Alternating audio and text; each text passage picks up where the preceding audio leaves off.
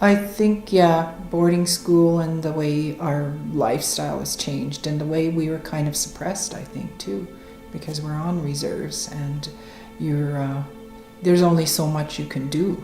But, we don't have the kind of stuff that you can access in the city or in the towns because we just don't have that kind of stuff. And so it goes back to being kind of suppressed and because we are under the federal government and what we get, and we're dependent on that.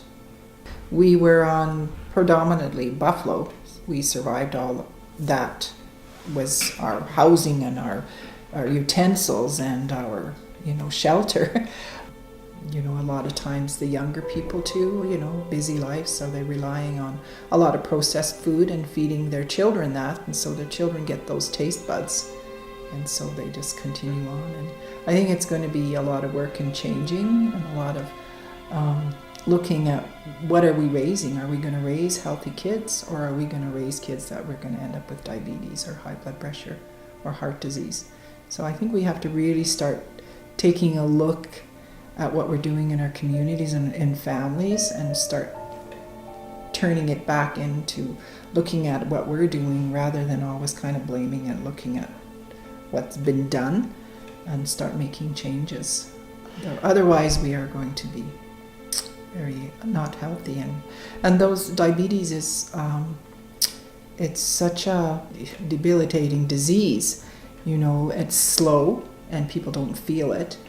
But it takes a lot of, when you lose your limbs or your eyesight and you become very dependent on somebody else in your families. And families nowadays are very busy.